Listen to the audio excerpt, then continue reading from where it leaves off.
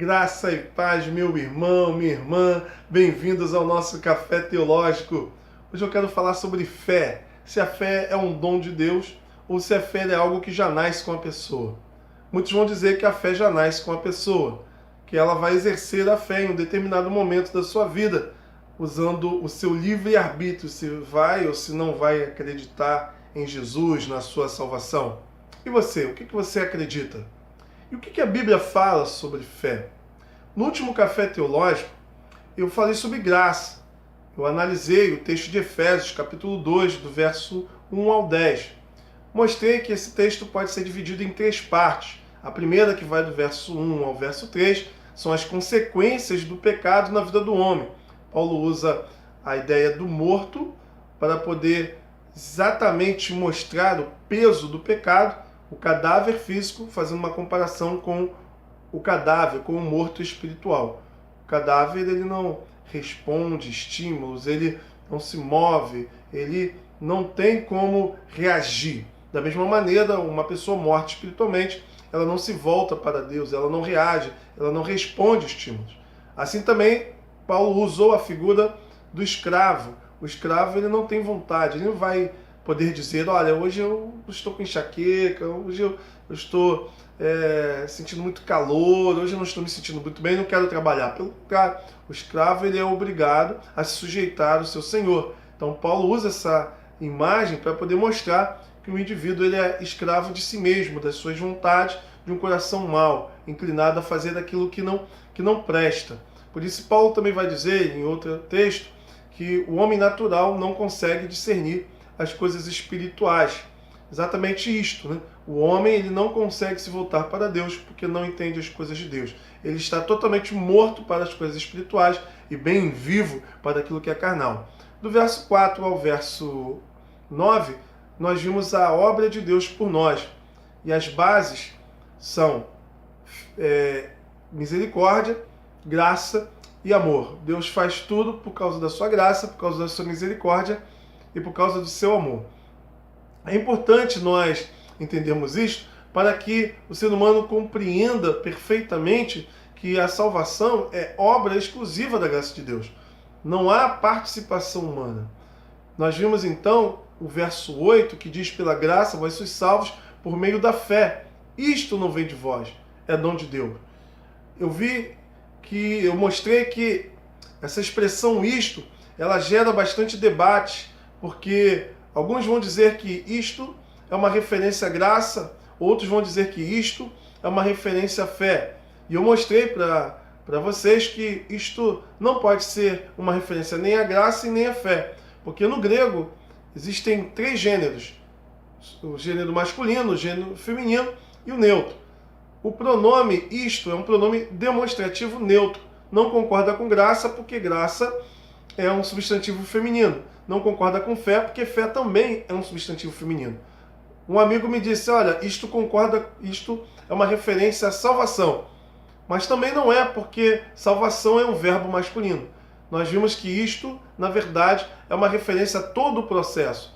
Graça, fé e salvação vem de Deus, vem do Senhor, para que não haja glória no ser humano. O verso 10 fala da obra de Deus através de nós. Nós não somos salvos por causa das boas obras, mas para as boas obras. Então, eu quis mostrar que a salvação, toda ela, tem a ver com Deus, é obra de Deus. Sendo assim, nós podemos concluir que a fé é um dom de Deus, não é algo que nasce com o ser humano. Porque o ser humano, devido ao pecado, ele está morto e ele também é escravo. Então alguns vão dizer, mas por que algumas pessoas acreditam e outras não? Isso é injusto, se Deus dá fé para uns e não dá para outros. Primeiro, não há injustiça nenhuma, porque Deus não tem obrigação de salvar ninguém. Deus não tem obrigação de dar fé para ninguém. Porque a Bíblia diz que o salário do pecado é a morte. Portanto, todos nós pecamos. Então todos nós somos dignos de recebermos a sentença de Deus, que é a espada da sua justiça. Aí alguns vão dizer, mas eu não tenho culpa de ter nascido assim. A grande questão é o seguinte: Algumas pessoas pensam que, quando eu chegar no céu, eu vou pegar Adão pela gola e vou, Adão, porque você me fez viver essa vida de sofrimento, tendo que acordar cedo para trabalhar, como se Adão fosse o único responsável por tudo. Na verdade, não. Paulo vai dizer que todos pecaram, todos, até quem vai nascer já pecou. Porque, na verdade, Adão ele é o representante federativo da raça humana. Ele é o cabeça da raça humana. Então, quando Adão pecou, toda a raça humana pecou. Isso significa o seguinte, que o Nilson pecou, que a Sara, que o Leandro, que a Patrícia, que o Marquinho, enfim, todos pecaram. Quer dizer que se fosse você no lugar de Adão, você teria feito a mesma escolha. O pecado de Adão é o pecado da humanidade. Portanto, nós carregamos essa natureza porque nós estávamos representados em Adão. E ratificamos, através das nossas escolhas equivocadas, essa condição de pecado. Então eu quero mostrar aqui para vocês algumas passagens que mostram realmente que a salvação é um dom de Deus. É o meio pela qual Deus vai executar essa salvação, é exatamente a fé que também vem dele. Deixa eu apresentar aqui então algumas passagens para que você não diga assim, Nilson, até agora estão nas suas palavras, eu quero ver Bíblia. Então vamos para algumas passagens, alguns versos bíblicos que vão fundamentar a minha fala. Hebreus 12, 2. Olhando firmemente para o autor e consumador da fé, Jesus. Então o autor de Hebreus vai dizer que Jesus ele é o autor, é aquele que dá início, gera a fé no indivíduo. E é ele que vai manter o indivíduo na sua presença. Ele é o autor e consumador, aquele que vai concluir a tua fé. Filipenses 1, 29. Porque vos foi concedida a graça de padecerdes por Cristo e não somente de crerdes nele.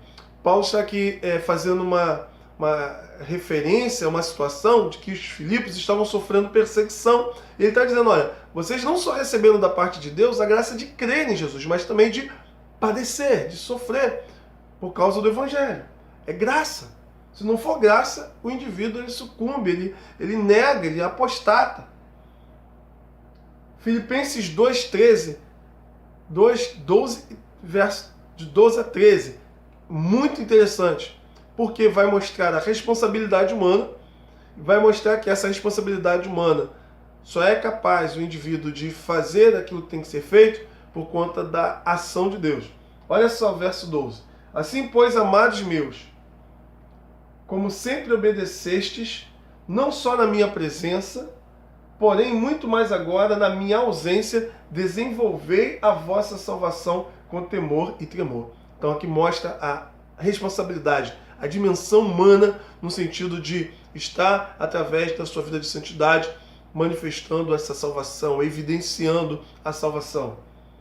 Aí ele vai dizer, porque Deus é quem efetua em vós tanto querer como realizar, segundo a sua boa vontade. É Deus quem efetua tanto querer como realizar. Só é possível desenvolver a salvação, porque Deus que coloca no coração do indivíduo o querer e capacita ele a realizar. Muito interessante isso. Um outro texto também, que é de Ezequiel 11, dos 19 ao 20. Dar-lhes-ei um só coração.